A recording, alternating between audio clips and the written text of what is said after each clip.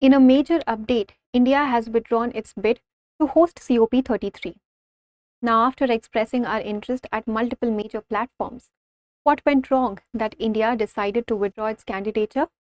In this session, let us find out. Hello students, welcome to Drishti IAS. My name is Saloni Nandkyoliar. Let's get started. So, India has withdrawn its bid to host the 33rd edition of the Conference of Parties in 2028. So COP33 will happen in 2028 and India was supposed to be hosting that. We expressed this interest to host COP33 for the first time at COP28, which was happening in Dubai in 2023. That is when our Prime Minister, Mr. Narendra Modi, said that India is interested in hosting the 33rd Conference of Parties in 2028. Everything was going fine. In fact, last year itself, we inaugurated a dedicated cell that was to take care of the professional and logistical requirements for hosting such a huge-scale global summit in 2028. So then what went wrong that India decided to withdraw this candidature? So please note that no detailed statements have been made by the government of India. There's only one reason that is coming forward so far, and that is that after reviewing the commitments India has for 2028, we decided to withdraw our candidature. Now, requirements or commitments meaning our climate commitments, the targets that we have set for 2028, the emission reduction targets or reducing our dependency on fossil fuels targets, whatever targets we have for 2028, after reviewing those targets or commitments, it was felt that the time is not right to host this event. And certain other reasons also are being provided by experts. It is important for us to take care of those as well. So first of all, when we talk about Conference of Parties actually is an annual summit. It's an annual meeting that takes place to deal with the climate targets under UNFCCC.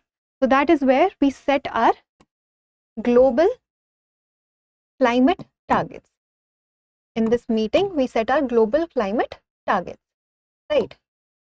And it started gaining huge popularity post COP21 when the Paris Agreement came into picture in 2015, right?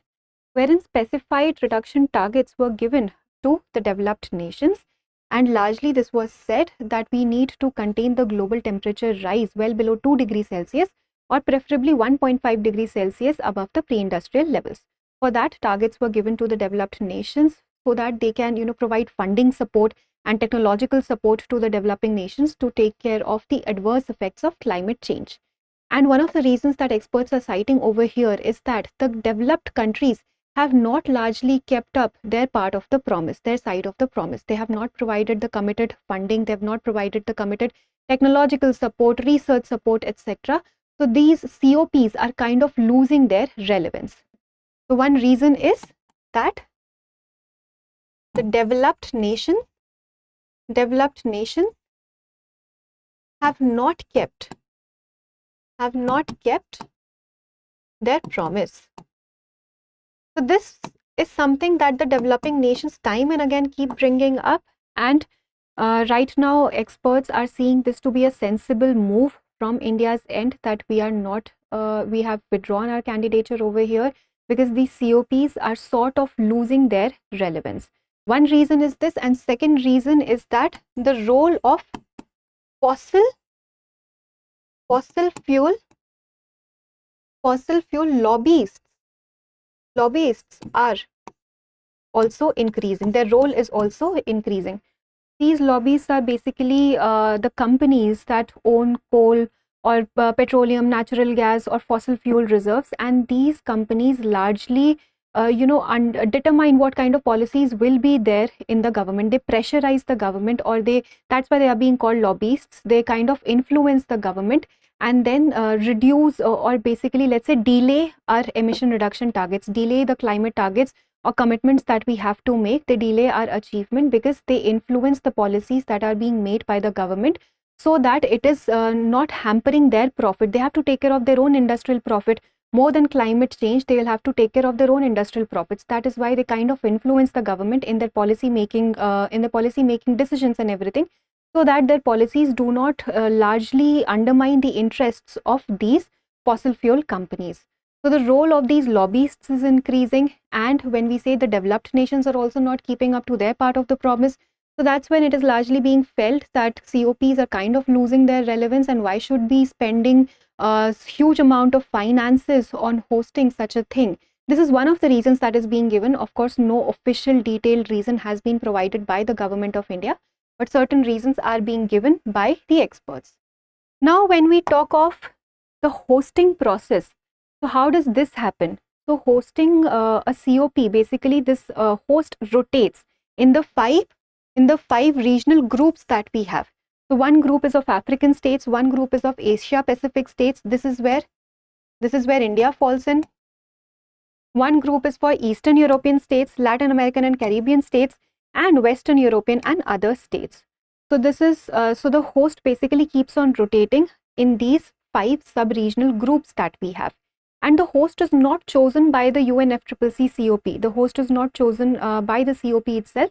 It is chosen by these regional groups. Like in the Asia Pacific states group, India was nominated. Now India has withdrawn. So this group is going to come up with some other state, with some other country. So this decision, this nomination happens within the group itself. The secretariat does not really choose any host. And now some media reports are in fact citing that South Korea might be the potential host over here. So when we talk of COP33, it will happen in 2028. Right now, so 2026 and 2027 hosts also become important for us. So 2026 is being hosted by Turkey and Australia together. They are the joint host, Turkey and Australia, and 2027 will be hosted by Ethiopia. And 2028 was supposed to be hosted by India, but now with India's withdrawal, South Korea might be the country which will be the potential host. So that was all for this discussion. We'll be waiting for the official statements by the government of India so that we can know the exact detailed reasons.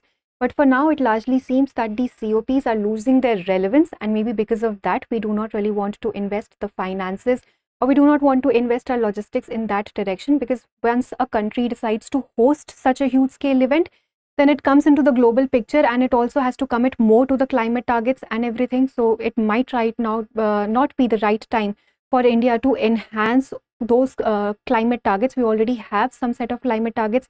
In fact, very recently we sent in our updated NDCs, nationally determined contributions also. So all these things are happening, and maybe that is why the time might not be right for India. Now let's look at a practice question for prelims.